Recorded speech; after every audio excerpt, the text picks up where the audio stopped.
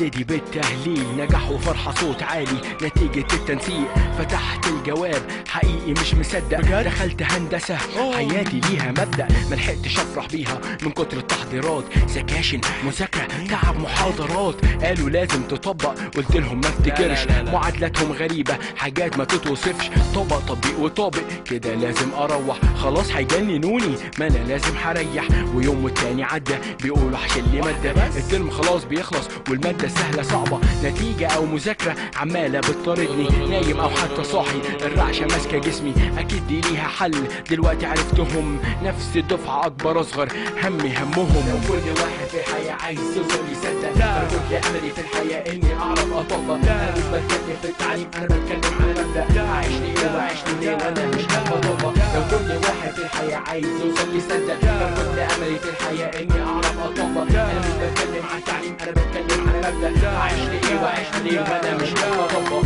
يوم جميل يبتدي بالتطبيل، نجاح وفرحة صوت عالي نتيجة الخريج، صحاب متجمعين عشان نساعد بعض، اتفقنا اجتمعنا خلاص ما بينا وعد، انا عايزك انت احسن، انا عايز نفسي احسن، انا عايز بكرة احسن، انا عايز بلدي احسن، حالة بدنيا تكون سعيدة، افكار تكون جديدة، عقول بقى مش مريضة، نفسنا في التغيير، عايز بايدي اكون مزارع والحالة اكون مراجع، والنفس ابويا وام اهل بلدي ليها نافع، شفتوني وانا بتمنى يا ريت تحققولي، انا هعمل اللي عليا في دوري هكون بطولي. لو كل واحد في الحياة عايز يوصل يصدق، كان كل املي في الحياة اني اعرف اطبق، انا بتكلم في كل حاجة اصل عندي مبدأ، عرفت ليه وهعمل ايه ما انا عارف اطبق. لو كل واحد في الحياة عايز يوصل يصدق، كان كل املي في الحياة اني اعرف اطبق، انا مش بتكلم في التعليم انا بتكلم على مبدأ، اعيش ليه واعيش ليه وانا مش بطبق. لو كل واحد في الحياة عايز يوصل يصدق، كان كل املي في الحياة اني اعرف اطبق، انا مش بتكلم على التعليم انا بتكلم على مبدأ، اعيش ليه واعيش ليه وانا مش بطبق.